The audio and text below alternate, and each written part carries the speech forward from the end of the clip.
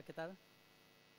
Bueno, para empezar, tengo un grupo de amigos con los que comparto un chat, a los que les he prometido que cuando empezara la charla pues iba a hacerme un selfie con todos vosotros para compartirlo y probablemente luego también lo subiré a una red social para que lo podáis también coger vosotros y podáis difundirlo. Así que vamos a ello. Vamos a ver.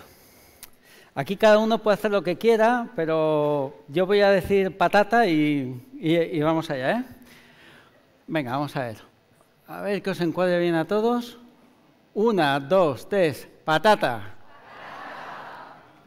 Perfecto.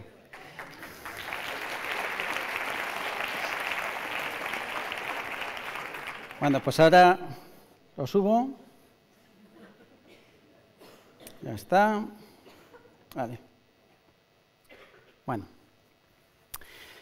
esta operación, que es tan sencilla y tan familiar a nosotros, pues se realiza unas 7.000 millones de veces al día. Claro, todo esto es una media estadística.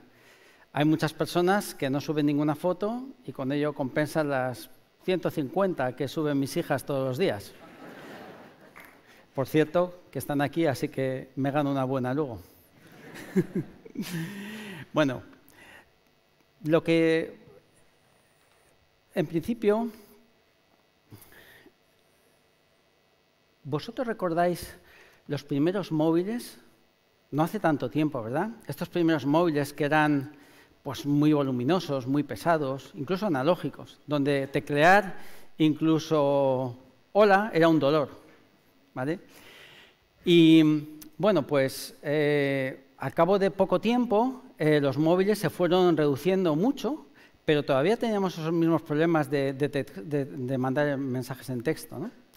Luego aparecieron los BlackBerrys, que fueron los primeros teléfonos que incorporaron un teclado físico que facilitaban un poco textualizar los mensajes y enviarlos. Y bueno, y a partir de ahí ya pues el cambio ha sido brutal. Se han incorporado utilidades muy sofisticadas, cámaras cada vez mejor, acceso a Internet, sistemas de posicionamiento, etcétera. Una gran cantidad de cosas. Y lo que antes era un teléfono móvil ha evolucionado a un smartphone. Y poco a poco, sin darnos cuenta, hemos sido testigos de probablemente la mayor revolución técnica y social que se ha producido en siglos. Y las hemos tenido muy gordas en el siglo XX. Bueno, pues no sé si también tenéis una cierta sensación como que durante los últimos años ya casi no es lo mismo. Es decir, de una generación de teléfono móvil a otro sí hay algunas cosas más chulas y tal, pero ya no es ese cambio tan vertiginoso. Y esto también lo habréis visto con los ordenadores. Hace años que cuando compráis un ordenador nuevo, la velocidad de reloj ya no sube tanto. Antes era el 286, el 386, el 4... ¡Qué barbaridad! Hemos duplicado y tal. Pues efectivamente, tenemos un pequeño problema que subyace en la tecnología base que habilita estas aplicaciones y es la electrónica. Para que entendamos esto, voy a volver al ejemplo que acabo de comentar ahora mismo, el del selfie y el chat, ¿vale? ¿Qué es lo que ha pasado desde el momento en que yo he tomado una foto hasta que lo he subido al chat? Pues primero, pues con mi teléfono móvil, he tomado una foto completamente analógica, se ha digitalizado en mi terminal. Una vez que los datos se han digitalizado, se han enviado por radio a una estación base, que son esas antenas o infraestructuras tan poco estéticas que ocupan las azoteas de nuestros edificios o unos mástiles ahí en mitad del campo, y de ahí se han vuelto a procesar y se han enviado a través de una fibra óptica a un centro de datos donde se soporta la aplicación en cuestión que estemos considerando. Estos centros de datos pueden estar muy cerca o pueden estar en Groenlandia o en la mitad de Canadá, ¿vale? Bueno, pues el elemento principal, el clave de toda esta infraestructura es el chip electrónico. ¿Qué es un chip electrónico? Un chip electrónico es una pastilla negra de silicio con unas patas metálicas que parece, bueno, una cucaracha, ¿no? En su interior hay muchísimos elementos muy sencillos que se llaman transistores, que son los encargados de hacer las tareas de proceso que requieren nuestras aplicaciones de tal forma que nosotros prácticamente ni nos enteremos. ¿Vale? Estos transistores son muy pequeñitos y, de hecho, para que os hagáis una idea, en un smartphone actual, uno corriente, hay unos 11.000 millones. Da un poco de miedo, ¿verdad? La verdad es que sí. Bueno, pues el hecho de que durante todos estos años hayamos sido testigos de esta revolución a la que me he hecho referencia hace un momento, es porque durante los últimos 60 años hemos sido capaces de duplicar el número de transistores que hemos podido integrar en una determinada área cada 18 meses, ni más ni menos. Esta tendencia se llama Ley de Moore, algunos de vosotros habréis oído hablar de ella últimamente, y básicamente está empezando a mostrar signos de agotamiento. Hay un problema. Por otra parte, cada vez, y esto no va a cambiar, hay más aplicaciones que requieren más velocidad, más datos que procesar, etc. Eso no va a cambiar. Así que tenemos un problema. Bueno, no tanto, porque afortunadamente durante los últimos años la investigación aplicada ha desarrollado una nueva tecnología que se llama tecnología fotónica, que ha dado lugar a lo que se llaman los chips de luz o chips fotónicos. ¿Qué es la fotónica? La fotónica es la ciencia que se encarga de la generación, el transporte, el procesado, la detección de la luz y sus aplicaciones. Alguno igual está sonando muy raro, pero cuando os diga dos de sus, digamos, productos básicos, vais a ver que son más familiares de lo que parece. Uno de ellos es la fibra óptica. Es ese portador tan pequeño que parece un pelo humano, un cabello humano, y sin el cual Internet hoy no sería posible tal y como la conocemos. Podéis estar seguros. La segunda aportación de la fotónica es el láser. Hoy en día hay un láser en casi cualquier maquinaria de precisión y sus campos de aplicación son extensísimos. Van desde la medicina hasta las comunicaciones y otras aplicaciones como la telemetría, incluso los drones. Pues bien, los circuitos integrados fotónicos están llamados a desempeñar un papel igual de importante. Os preguntaréis, ¿en qué se diferencia un circuito, un chip fotónico de uno electrónico? Pues en lo que es su composición material, prácticamente en nada. Ambos estaban hechos fundamentalmente de silicio. Lo que ocurre es que mientras que en un chip electrónico nosotros utilizamos transistores que son como pequeños grifos con los cuales dejamos pasar la corriente o no la dejamos pasar. Cuando no la dejamos pasar es un 0 y cuando la dejamos pasar es un 1. Y así formamos esas larguísimas ristras de datos que son incomprensibles para el ser humano, pero que las máquinas pueden trabajar con ellos. Bueno, pues en fotónica no tenemos transistores. En fotónica no tenemos ese tipo de elemento. Y eso no quiere decir que no podamos codificar la información. Hay que hacerlo de otra manera distinta. Y es una manera disruptiva y que, no obstante, se basa en un concepto que todos vosotros habéis oído hablar de él, que es la interferencia. Muchas veces con sentido negativo. Es lo que nos estropea la recepción de la televisión o de la radio, etc. Pero la interferencia tiene un sentido positivo también y algo que podemos aprovechar. Y es lo que voy a intentar explicaros ahora, cómo utilizamos este concepto para codificar la información. Bueno, pues la interferencia se obtiene al combinar dos ondas. ¿Vale? Y ese resultado de combinar dos ondas puede resultar o en el reforzamiento de ambas o en el anulamiento de ellas. Y este es el concepto que nosotros vamos a utilizar en nuestros chips. Pensar en una onda de luz como una ola del mar. ¿Vale? Una ola del mar la caracterizamos por dos atributos. La altura, no es lo mismo una ola de 30 centímetros que una ola de 20 metros, que se lo digan a un surfista. ¿Vale?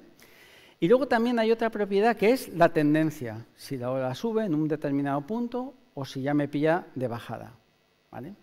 Pues controlando esas dos propiedades, yo puedo ser capaz de codificar información.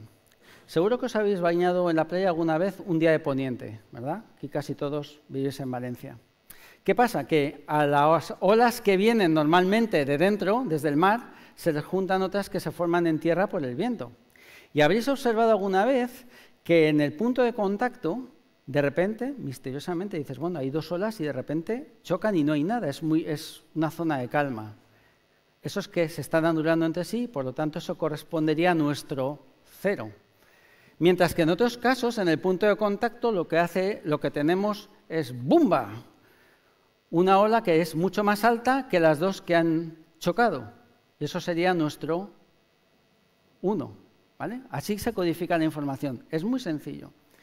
Bueno, pues para que lo veáis ahora desde el punto de vista tecnológico, ¿vale? Lo que yo necesito es poder crear esa interferencia en un chip.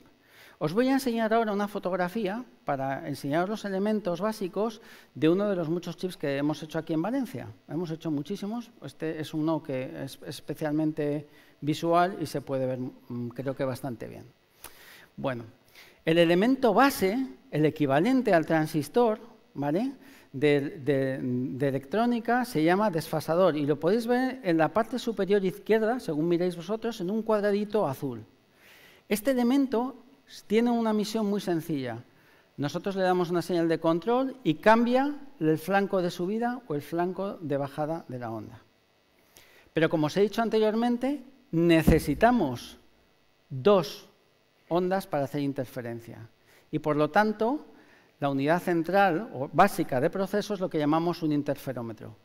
Lo podéis ver en el recuadro rojo de la transparencia. Ahí simplemente cogemos una onda, la dividimos en dos y a través de dos desfasadores la controlamos para que a su salida o tengamos ese alto o ese bajo.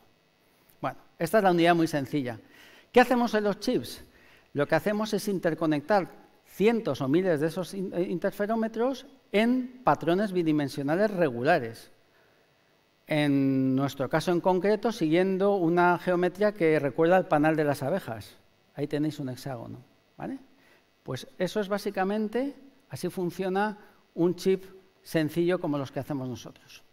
Y con eso se procesa la información. Para completar la tecnología necesitamos que el chip haga lo que nosotros queremos. Es decir, necesitamos ser capaces de gobernar la luz y que el chip haga precisamente lo que queremos.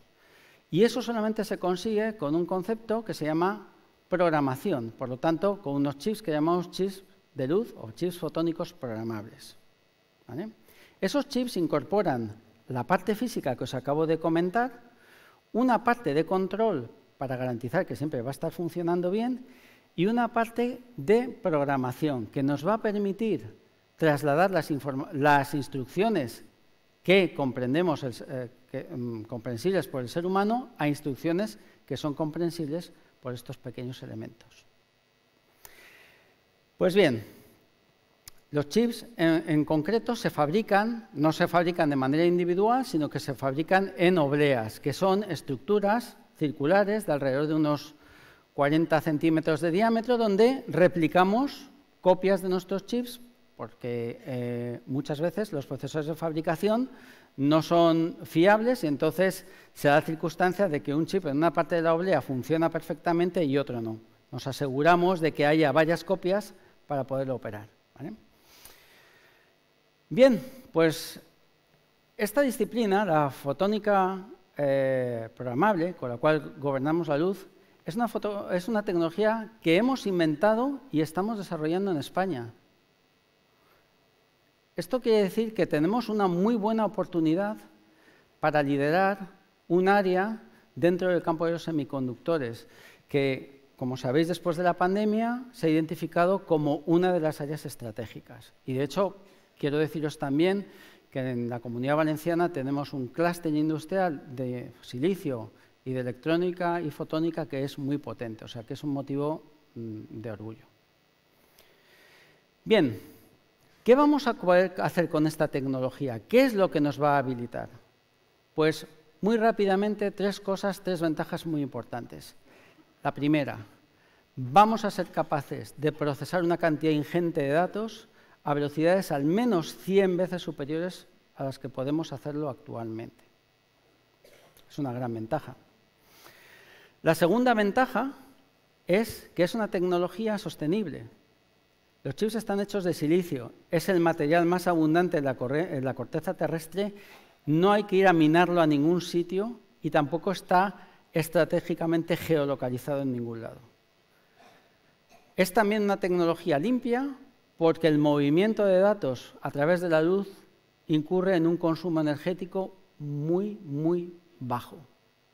Y finalmente, también muy importante, porque nos van a habilitar a acceder a aplicaciones que hoy en día nos son inalcanzables y que tienen un gran impacto. Por ejemplo, es una tecnología base que nos puede habilitar la citometría de flujo para identificación de células malignas a velocidades ultrarrápidas. El análisis biométrico y genético en tiempo real. La conducción autónoma con el máximo nivel de seguridad y otras muchas más aplicaciones que obviamente estarán por venir.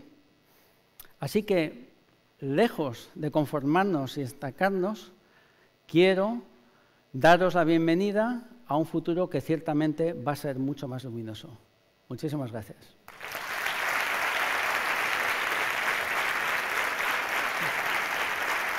Gracias.